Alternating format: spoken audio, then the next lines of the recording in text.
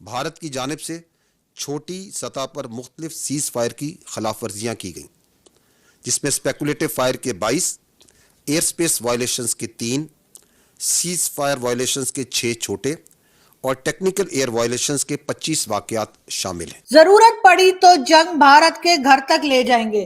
भारत पता नहीं, बड़े फनी है वैसे हमारे डीजीआईएसपीआर, बहुत ही फनी है, मुझे इनकी बातें बहुत अच्छी लगी हैं। सर, अब ये जो पुंछ कश्मीर में अटैक हुआ है, कहा जा रहा है कि ये जो पाकिस्तान की दहशतगर्दी तंजीमें हैं उसमें ये मुलविस हैं और वो कह रहे हैं कि इसका बदला हम जरूर लेंगे। और हम जो सोशल मीडिया पे चीजें आ रही है कि हम क्या करेंगे, इस्लामाबाद पे सर्जिकल स्ट्राइक करने वाले हैं। अब जीएचक्यू में मीटिंग क्यों हो रही भी, भारत हमला करेगा, भारत सर्जिकल स्ट्राइक करेगा, मोदी जी सर्जिकल स्ट्राइक करेंगे, पता नहीं आसमान से आएंगे, जमीन से आएंगे, समुद्र से आएंगे। डीजीआईएसपीआर ने ये भी कहा कि जी फौज का जो है वो सियासत से कोई ताल्लुक नहीं। म्यूजिक क्या बात की सर आपने, मतलब मेरे तो और बीइंग अ पाकिस्तानी, क्योंकि सोशल मीडिया से कनेक्शन है, जब इस तरह किसी मुल्क में दहशतगर्दी होती है, हमारा नेम जुड़ता है, हमें बहुत ज्यादा शर्मिंदगी होती है कि यार हमारे मुल्क का नाम जुड़ा, किसी मासूम की जाने जा रही है। आप भारत को प्रवोक भी कर रहे हैं, आपने रडार पुशेस एक्टिवेट कर दी, आपने आतंकवादियों को पीछे कर दिया, रावलपिंडी में मीटिंग्स हो रही। स्वाद से बहुत बुरी खबर ये आ रही है कि 2 धमाके हुए हैं, 2 बम धमाके हुए हैं सीटीडी की बिल्डिंग में, यानी इंसदादे दहशतगर्दी की बिल्डिंग, यानी आप थाना समझ लें, थाने में, पुलिस स्टेशन में। लेकिन साथ साथ आपने ये भी कहा कि जी भारत के घर तक आप जंग ले जाएंगे, वो तो ठीक है, लेकिन बाजवा साहब तो कह रहे थे कि गाड़ी में डालने के लिए फ्यूल ही कोई नहीं है। बाजवा साहब तो कह रहे थे सारे पटाखे चले हुए हमारे पास रखे। For us, very difficult to engage with a neighbor who practices cross-border terrorism. Kashmir कब पाकिस्तान का था? कश्मीर जब बना तब पाकिस्तान की एग्जिस्टेंस नहीं थी। आज पाकिस्तान की एग्जिस्टेंस खुद एक मतलब इकोनॉमिकली डावाडोल है, पॉलिटिकली डावाडोल है।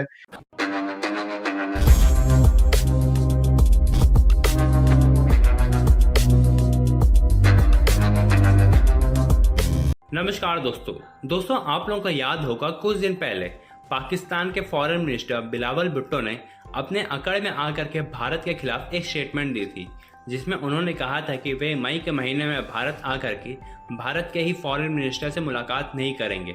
तो दोस्तों अब भारत के foreign minister S Jaishankar sir ने भी पाकिस्तान और बिलावल को उसकी औकात दिखाते हुए कहा कि भारत मजबूर है पाकिस्तान को एससीओ की मीटिंग में बुलाने में, क्योंकि ये एक मल्टीलैटरल फोरम है, लेकिन भारत को अपनी पड़ोसी के साथ कोई भी बातचीत नहीं करनी है जो दुनिया और भारत में टेररिज्म फैलाता है।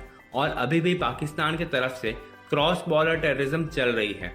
और दोस्तों आप सब जानते हैं पाकिस्तान की इस वक्त की हालत, जहां पाकिस्तान के पास खाने को दाने नहीं बचे हैं और पाकिस्तान जो देश भी भीख मांगने के लिए जाता है वो देश भी पाकिस्तान को हिदायत देती है कि पाकिस्तान भारत के साथ अपने रिलेशंस ठीक कर ले, लेकिन फिर भी पाकिस्तान हर वक्त भारत को ही आंख दिखाता है। तो चलिए दोस्तों इसी पर आगे पाकिस्तानी मीडिया का रिएक्शन देखते हैं। डीजीआईएसपीआर का ये भी कहना है कि जी जो कश्मीर के बारे में उन्होंने कहा कि कश्मीर ना तो भारत का अटूट अंग है, ना होगा, ना हो सकता है।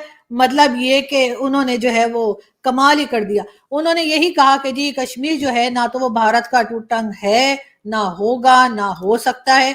इसके अलावा भी उन्होंने और भी कई बातें की, जिसमें उनका ये भी कहना था there is no go area in Pakistan, यानी कि आप हर जगह जा सकते हैं, बड़ी बेफिक्री से घूम सकते हैं, कोई भी नो गो एरिया नहीं है, चाहे वो बलूचिस्तान ही क्यों ना हो। मेरा ख्याल है ऐसा वो कहना चाह रहे थे, लेकिन टाइम कम था तो बलूचिस्तान कह नहीं पाए। मगर इसके साथ साथ उन्होंने ये भी कहा है कि जी जो आजकल यानी कि लोग बात कर रहे होते हैं, बार बार कहा जा रहा होता है कि जी सोशल मीडिया पे मुहिम चला रहे हैं लोग, यानी कि अगर कोई बात फौज के खिलाफ हो रही है तो जी ये सोशल मीडिया वाले जो है ना ये बहुत शैतान हो गए, सोशल मीडिया वाले ये बात कर रहे हैं, अदरवाइज ऐसी कोई बात नहीं है। या तो सोशल मीडिया पे ये पॉलिटिकल पार्टीज करवा रही हैं, या फिर वो लोग कर रहे हैं जिन्होंने भारत के साथ एजेंसीज के साथ कोई अपना जो है वो हेलो है करके रखी हुई है।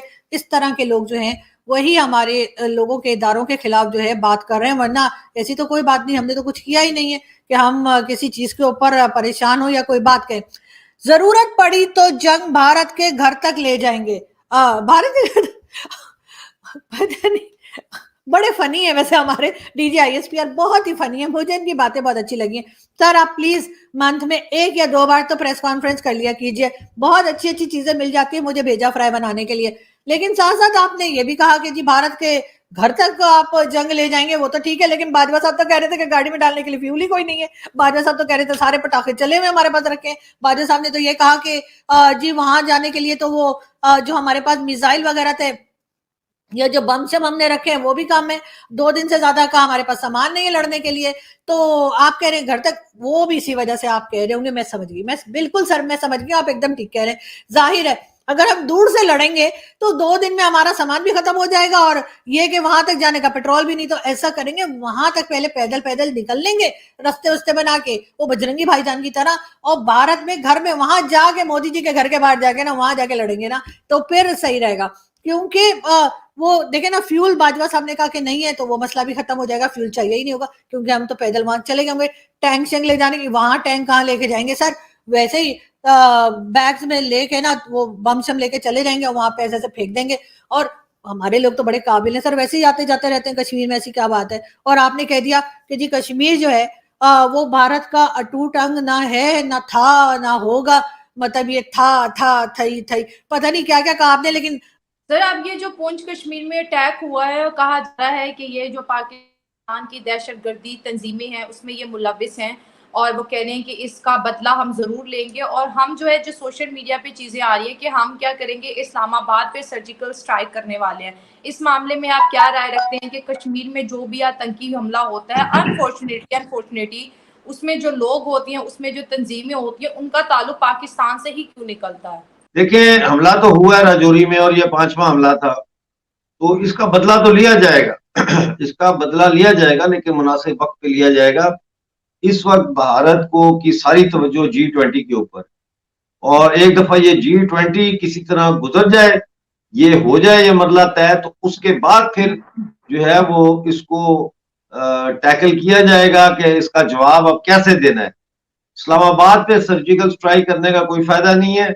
अगर करनी है सर्जिकल स्ट्राइक तो ऐसी होनी चाहिए जिसका फायदा पाकिस्तान के अवाम को भी हो, हिंदुस्तान को भी हो, और हमें भी हो। और वो सर्जिकल स्ट्राइक है GHQ रावलपिंडी के हेडक्वार्टर के ऊपर सर्जिकल स्ट्राइक होनी चाहिए।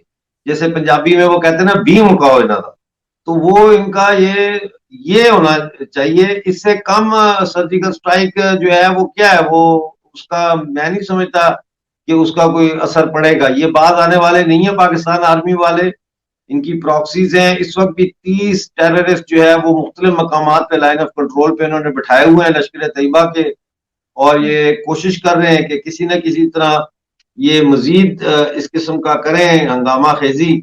और उसमें जो है वो पाकिस्तान आर्मी को समझ नहीं आ रही कि ये कितना संगीन इन्होंने मामला किया है, और इसका जवाब तो दिया जाएगा, लेकिन वक्त पे दिया जाएगा। अगर इस वक्त हम उनका जवाब देते हैं तो फिर पाकिस्तान तो चाहता है कि हम फौरी तौर पर जवाब दें जोश में आके, लेकिन हमारा जो G20 का जो बड़ा एम है वो फिर सैबोटाज हो जाता है। इसलिए थोड़ा सा इस वक्त जो है वो